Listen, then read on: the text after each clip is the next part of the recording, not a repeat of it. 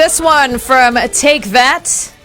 Pray, and just want to share this from Will. He says, this is the first song and I became a fan of Take That. And he says, your show should be named the Brightside Time Machine. I love that. Yes, Will. That's from Will, our unofficial traffic reporter there. I tell you who else was enjoying it. Yes. Our happiness scientist was swaying away. Oh, that's true. I love this song as well. Welcome back to the studio, Sha-En. Thank you. In for our weekly chat on how to be happy. She is Singapore's #1 best-selling author, a 2-time TEDx speaker, founder of the Happiness Scientist. In fact, she is the first happiness scientist here in Singapore. Yeah. And we're always so proud and so honored that you make time for us on a Monday morning. Put us always all in happy to come here. Yeah, it's nice to have professional help. Putting us in the right frame of mind to tackle all the issues that we have to face on a day-to-day basis. And this week we're talking about dealing with work stress. Before we get into this stressful conversation, Sha-En, just want to ask you very quickly, what was your favorite food after school? Oh, that's been a topical conversation. Yeah. Don't stress her out. Now she has to think. Now I remember we would buy these soya sauce chicken wings. Oh, yes. Was that at the school itself or when you got home? We would buy it in the school canteen and we snuggle it home because it's so yummy. Yeah, it was good. It was, I think, 40 cents or 50 cents. The lady would fry it on the spot. It was so hot, it would melt the plastic bag. Oh, is it? Ours was the braised one. Yeah, exactly. That's how she would. It was so good. Just go you know what the problem is? You shouldn't have to hide it. You should have bought one piece for your mom. Then it's okay. Thanks, Shehzad. Why you bring all these things home? I'm very stressed now because I can't get chicken right now. Well, just as well that we got Sha-En here to advise you. Okay, touche. So, Sha-En, on a slightly more serious note now. Yes. Workplace stress. How common is it in Singapore? I would say that almost everyone experiences some kind of stress, but I think it's distinguishing the different kinds of stress that we experience, right? Some stress is chronic, meaning it's like your screensaver mode. It's always kind of in the background. Sure. And that's actually quite harmful. And then there's like acute stress, which is like, there's a deadline, there's several deadlines, and you're like, I want to pull out your hair.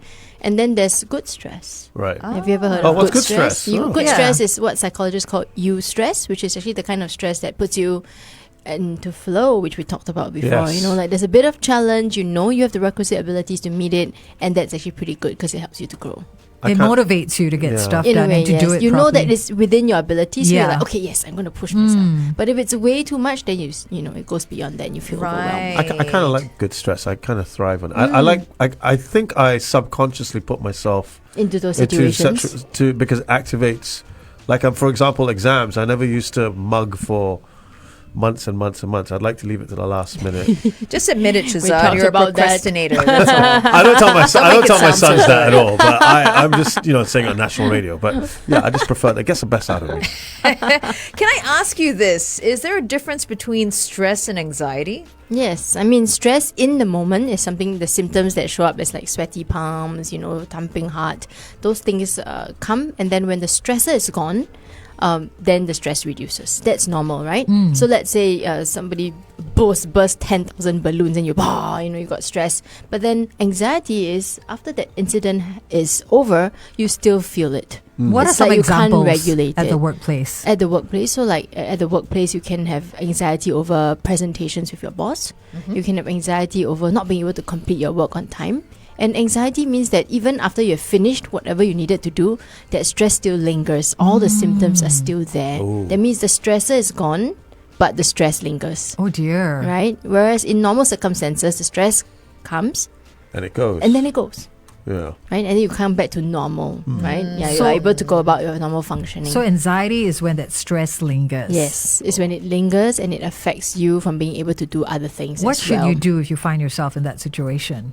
Well, first thing is you need to acknowledge that it's persistent and it's there, right? And of course, learning how to self-soothe or self-regulate is really important, whether that means deep breathing, articulating it, some cognitive exercise to reframe what this means to you. But of course, if it is a mental health issue and there are some diagnosable symptoms, then, seeking external help would be really good. That's great. We're learning so much already in our first 5 minutes of our chat, Sha-En. Yes. Reframing a difficult or stressful situation can somehow cause us to perceive it differently, right? That's important. Yes. All right, now the chat continues on Facebook. Do join us there. It's facebook.com/1FM91.3. And back with more of Sha-En in just a bit.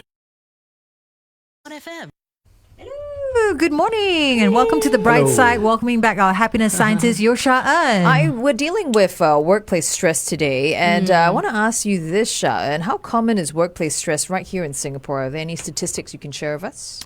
I would say common-wise, like I mentioned on the radio segment, I would say about 80% of people do experience stress on a day-to-day basis. But how much of that is actually acute or chronic?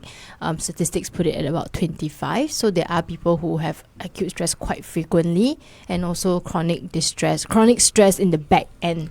And that leads to, physical symptoms like high blood pressure, all the three highs. Migraines, high cholesterol, even gut issues, body aches, insomnia. Right. And it's a horrible cycle, isn't it? Because you're stressed and you cannot sleep, and then the next day you are still stressed, and then it just goes on and on. I guess this is maybe an obvious one to ask off the back of what you're saying, especially with those high percentages. But is it also due to the nature of your job as well? Yes and no. Yes, because some workplaces definitely are very deadline oriented. The pace is very fast. For example, the tech industry, or in industries where things are changing very quickly, the environment can result in the stress. But it's also the person who can respond to the stress, right? So we have this. I love this simple equation, which is E plus R equals to O, where event or there's a stressful situation, and then R is the response, and then O is the outcome.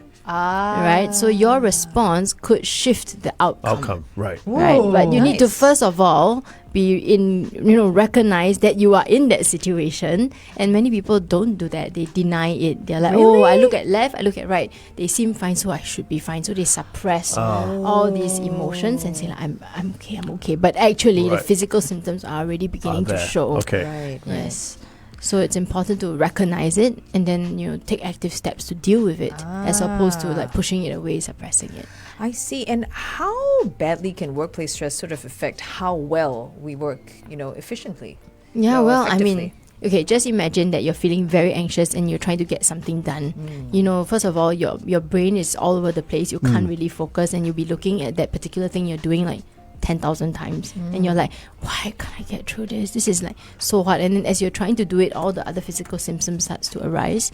So that's just one example, right? So it will affect your productivity. It might have a negative impact on your self-concept, like why can't I get this done? And just imagine bringing that self into any kind of meeting, or meeting a client, or internal stakeholders, and you're having that level of self-doubt. For example. So it's a vicious cycle. How can you snap yourself out of that? Like, is there something you can do or say that can immediately kind of like, okay, this is happening, I need to stop this? Yeah, well, snapping yourself out of it, unless if it is you have a mental health condition, then I would say that snapping yourself out of it is likely not recommended, because it does take time.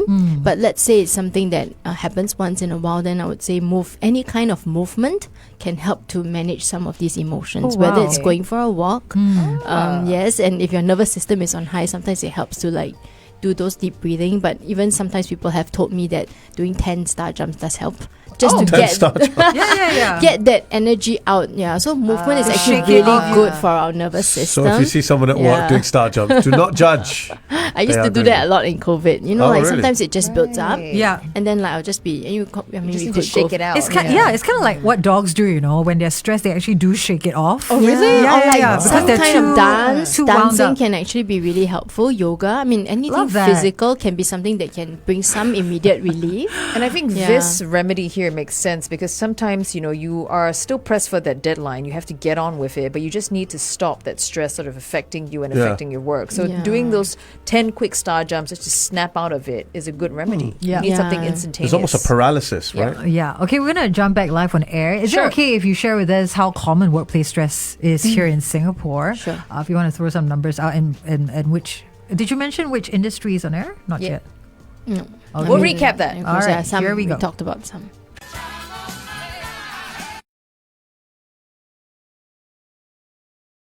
Medley featuring Jennifer Warnes and I Had the Time of My Life here on 1FM. And yeah, sure do hope you are having the time of your life on the bright side, especially since this morning we are joined by Singapore's very first happiness scientist, Yeo Sha-En. She is a #1 best-selling author, a 2-time TEDx speaker, full of knowledge and wisdom. And today here to tell us how we can deal with workplace stress. Everyone faces it at some point of time in their lives. For sure. And for some, it's more severe than others. And, what's the difference between that and anxiety? Sha-En, can you tell us how common is workplace stress here in Singapore? I guess 80% of people will experience some kind of workplace. 80%. Yes. Wow. Yeah. That's high. Yeah, some kind of workplace stress, right? Whether it's acute, whether it's chronic, whether it's some people actually get very distressed by work, and that's what perhaps could lead to, some kind of breakdown or even burnout at work. Yeah, and then would say like when it's quite severe, would say 25% may be in a bit more of a severe state, meaning that they may need some kind of therapy or even some medication. Oh, wow. Right, because there is medication for anxiety. For anxiety. I thought for stress. If I take it, then my work gets done by itself. There seems to be a lot more intervention happening. Companies are coming forward with helplines and all that. Do you think enough is being done to help employees deal with workplace stress? Or is it being addressed and talked about enough? I would say that post-pandemic, companies are doing more. And during pandemic, obviously, it was at the height of everything, and so there was a lot of support. Is it enough? I would say it depends from company to company. Some are really going all out. So some of the clients I work with really have support across all levels, individual level, community level, within the structures, in reporting, not just like, that's one-off yoga day, the kind of thing, but something that's more extensive. Yeah. And there are some that's still going through the tick in the box. Okay, October is Mental Health Awareness Month, so let's do something and let's hope it lasts for the whole year. Right? So I think that is definitely still around, but I would say more companies are moving towards a little bit more extensive coverage. But I think we're all in agreement that the awareness, at least from the company's perspective, generally is there. And I think, as you say, maybe the COVID-19 pandemic has helped hasten that, right? Definitely. I think all of this was brewing in the background, and then with COVID, it kind of lifted the lid and like, it's here. Let's deal with it. Let's not run away with it. Let's meet it head on. Yeah, but the truth is, of course, it is not a simple matter. Meaning that, doing one-off things is easy, but thinking of a sustainable solution is often quite challenging because it is resource intensive and not everybody appreciates it the same way. Yeah. Sha-En is the gift that keeps on giving, because not only is she giving us these really, bringing us the awareness about, workplace-related stress and how to deal with it, you also have an ebook to share with everyone on stress. Yes. Can you tell us about that, where we can find it, and what more about this ebook? Yes. So this ebook was created because I just have so many requests, people asking me, hey Shan, do you run stress management workshops? Because the pace of change is just so crazy. And so, we created it talking about what are some symptoms you can look out for. And it's like a workbook, meaning you can journal your answers in it, right? So that you can become more aware, I have this. And then, of course, there are strategies that we recommend.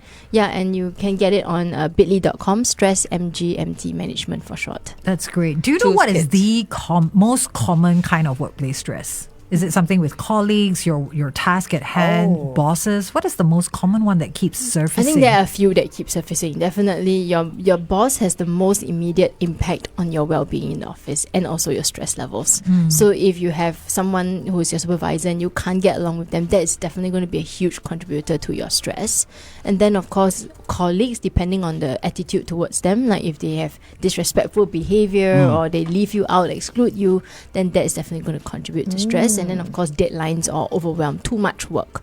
Post-COVID, what I'm noticing is there's a symptom of too much work. Because people have been laid off, and we know about that. And headcount is not being replaced. Right. And that means that one person who used to do maybe 1.5 person's job is now doing 2.5 person's job, or maybe even 3. Quiet hiring. Yeah. And then you talk about quiet quitting. So there are some people who are there not really doing their part, and so the other ones kind of have to replace. And it's not like targets are shifting. and just going off the back of that, again, we talk about what COVID has done. I guess part of the stress that might be caused in the workplace is the humdrum or the getting to work and back from work, the commute, and also the work-life balance. So what I'm trying to get at is working from home became such a a big thing. Yeah, and people are quite stressed about the fact that they have to go back into office as well. Yes, Right. yes. And really, I think the really nice number that the companies are trying to get to maybe is 3-2 or 4-1, where there's at least one day at home where people can have that flexi time so that they can attend to certain things in the background. I think people appreciate that in terms of work-life balance as well. Does that go a long way to alleviating the stress, do you think, the working from home aspect, or is that just a small part of it? I would say, okay, if you are in a very stressful place and there's lots of deadlines, that may alleviate a little bit, but of course, if you have certain conditions at home, for example, some people are sandwich generation, right? So young kids, Yes. elderly, and now, we have a increasing elderly population, we shuffle them, then that would definitely help because they can't take so many leave to go for checkups and stuff like that. So yeah, it depends on your individual situation, I think, and your workplace conditions. Very enlightening indeed. We're going to be continuing this chat on Facebook, so do join us there. It's 1FM 91.3. And when we come back, Shan's going to give us 3 takeaways about workplace discussion for employers and employees. Okay, that is next.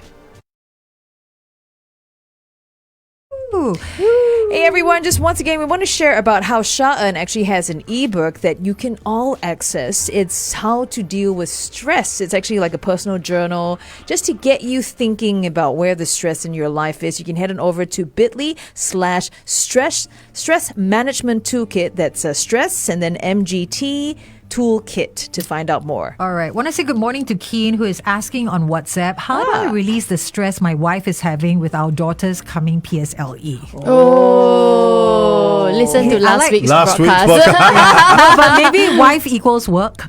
And I'm sure it does impact her work stress, having to deal with this additional stress, right? I think if it's for your spouse, I would say, if you notice that your spouse or your wife in this case is feeling extra stress around your kids' PSLE, just be a good support. I think it's helpful to, say, hey, I guess you're stressed. I mean, sometimes it feels very silly to name what you see, but it does help to acknowledge, You have to validate her. I can see that you are really worried about our child's upcoming PSLE, and you're concerned that she or he may not do so well, and I see you, we are in this together. How can I help? How can I support?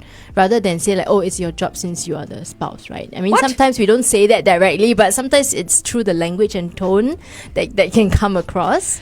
I just want to point it out there. It takes 2 to make a baby. Okay? Just saying. It takes 2. It takes 2 to get the child through PSLE. But, yes. But I think that's one of the best things that you could do. And of course, if you can step in and help out with some of the revision subjects, or just be present and support the child also. Because if the child is stressed, likely the parents' stress, if it's separated among more people, it is just easier to bear as a whole team. That's true. Yeah. You want to know that you're in it together. Sometimes the kid might feel like, this is and just take me. some breaks, I think PSLE is not your whole life, so allow the child and you and your wife to have a break. So in the middle of PSLE prelim, I actually brought my family for staycation.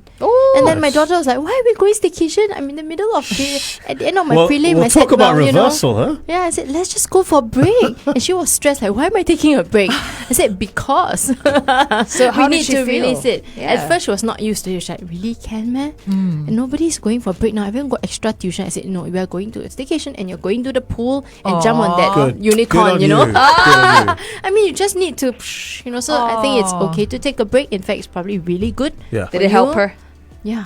It helped all of us. We had a good time. Family time is I not think talking about it that also topic. reframes that stressful time. Now when she thinks of stress, it doesn't necessarily mean everyone is upset, but my family handles it together. Yeah. So there's that sense of solidarity that I'm not in it alone. I think that's because great. if you push away everything and say, and your whole focus is just going to be on this, then it's not helpful. I mean, True. workplace stress is the same. Yeah. We need to take breaks in between the stressful period. And people don't understand this. They say, it's not logical. I've got so much to do. How can I take a break? But when you take a break, you're allowing your brain and your nervous system to rest. And rest and rejuvenation is so important for coming back strong. Okay. Right? Resilience. Yeah. Yeah. But if you don't rest, then you're just going on empty. It's like On fumes. Not good at all. All right, we're going to jump back on air. Shehzad just got that last question for you. 3 key takeaways from how to deal with workplace stress. Thank you so much. It's been very, very enlightening. Hopefully our Brightside buddies will be able to tap into this amazing resource that you have online. It's bit.ly/stressmg Toolkit. Yes, it's Management a toolkit full toolkit. of strategies. Strategies. I like that. We need more strategies. Oh, yeah, for sure. All right, coming back up live on 1FM.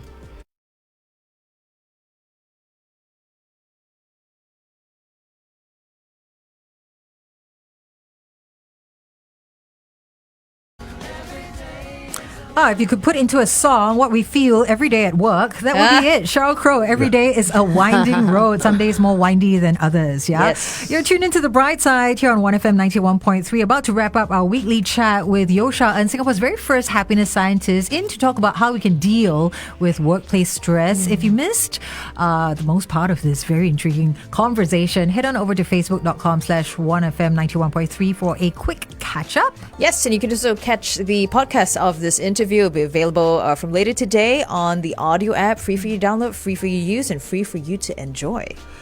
We have actually a message here from one of our listeners, Jameson, who's saying, my wife's working in a bank who reports to her immediate superior. If she doesn't like the person, she'll make that person's life miserable, especially if she's in a bad mood. Everyone will get hell from her. Oh dear. In such circumstances, what can my wife or her fellow colleagues do? Everyone finds it very stressful working with such a superior. I really dislike work situations where you have to go in and you have to ask the people in the office, what's the weather like? Referring to your boss, whether or not the boss is in a good mood. Sure. Yeah, that's really, really stressful. I feel for her. I feel bad too. I think from what I would do is, obviously it should be surfaced if possible. I know it's not always easy, but there needs to be a record of, you having a conversation and bringing it up. But I mean, aside from that, I would also say, draw boundaries. Sometimes when you're exposed to such a situation, you might start to think that there's something wrong with you. Like, we can never get it right. Nobody gets it right. And that's very unhealthy to start, having it being self-blaming. So by drawing boundaries, what I mean is, okay, this is what her expectation is. At this point, we can't meet up to it, but it's because she has set something that's too high for us to meet, for example. Right. Or it could be really understanding that there could be projection. In psychology, projection means the person had a really bad day, is having a lot of stress, and is now projecting it onto me. And it's not necessarily anything to do with me.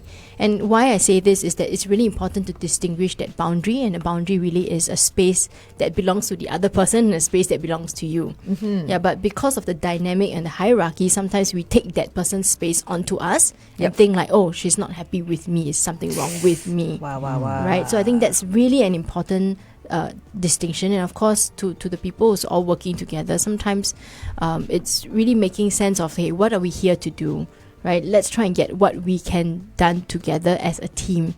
So rather than fight each other, since there's already something really heavy on top, try to work together and try to take on one piece at a time. Yeah, so having a little bit of that bigger purpose could help. Yeah, but of course I would say if it's really bad and you're experiencing like disrespect or any of the toxic work environment pieces that we talked about, like exclusion or bad language, or even just blatant rudeness or controlling behavior, then I would say really have to think about whether this place is where you want to continue being. HR.